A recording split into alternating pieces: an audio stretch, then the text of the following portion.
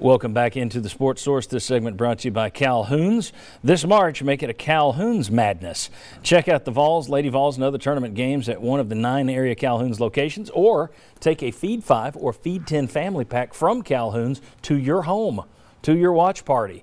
Be the hit of any watch party. Calhoun's, the taste of Tennessee. All right, want to welcome in the next 2 members of our panel. Another fellow that you can hear Monday through Friday on WNML, AM, and FM is Josh Ward. And right down there, another longtime sports writer in this town who's done radio, TV, and been a part of the Sports Source for many years, Chuck Cavaleris. Gentlemen, very quickly, we talked about the NCAA. When they beat Kentucky, you had the Jimmy Dykes of the world saying, oh, they could get in.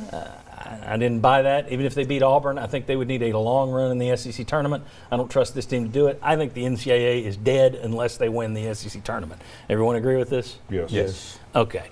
So let's get to the NIT. A couple of weeks ago, we brought up the NIT, and you surprised me by just crapping all over it.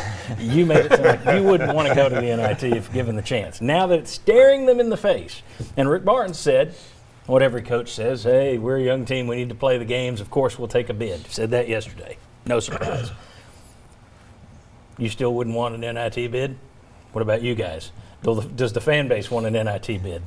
I think from the coach's standpoint, there are the teachable moments, but do you get excited about it? No, you get excited about having some extra practice, but it's not one of those things. It's a battle getting those guys prepared to not go on spring break and be excited to play Mercer at 7 o'clock in front of 7,500 people. You know, it's tough. Okay, there you go. 1985, Tennessee made it to New York, and the couple of games in Knoxville, there were the crowd. They had a good crowd and everything. But since then, whatever NITs I can remember covering here, the crowd wasn't real excited. The players weren't real excited. You had an awful game against Georgetown once where you scored seems like 20 points. Yep. Mercer a couple of times, as Mark mentioned. That time they went to the Final Four. Even that worked out that it was like Indiana, UCLA, Louisville, and Tennessee. So you were in there with big-time programs. Yeah, but I remember the game to go to New York. I think they beat maybe Virginia here in Knoxville, and the crowd was really into that. But that was the exception. All right. You guys looking forward to Josh? You looking forward to talking NIT madness on the radio? Yeah. We'll put all topics aside. It'll be all NIT on Sports 180. I promise. No. Your thoughts on NIT bid? Yeah, I mean those games are pretty brutal. They are, but also I think Rick Barnes is right. They should accept the bid and they should try to go win. And then if you do pick up some momentum, then later on in the tournament, if you are making some kind of run, that could be something that get fans into. It's almost like you have to break through. The start of the tournament where nobody's excited about it. The players, the coaches, the fans. But if you break through and get some kind of momentum, I don't think it means anything for the future, but it can still be something to get people excited. You could call those ammonia games because first of all, they stink, but they may wake you up. And maybe the Corona games. Corona game.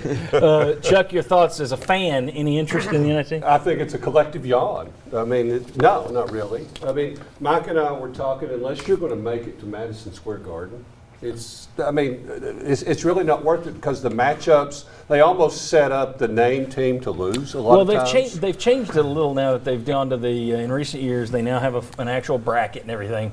Still, though. Yeah. Historically speaking, yes. I mean, we didn't even care that much about it when Don DeVoe was helping pick the teams, did we? I mean, well, we didn't tell Don. They should do the Elam inning. They should change things up. I know that's a separate topic, but they should do something different to try to create excitement to the NIT where it's different than the NCAA tournament. And they have used it as a testing ground for new rules and that kind of thing, but not to the extent of the Elam ending. If they did that, I'd watch. I'd find that, well, I'm going to have to watch, but I'd be interested in watching.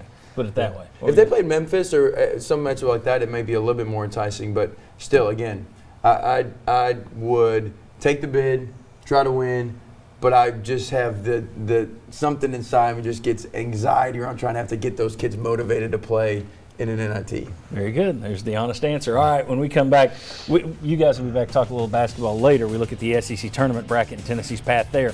But for the next 3 segments, we're talking spring practice. We're going to go position by position, player by player. Come on back on the Sports Source.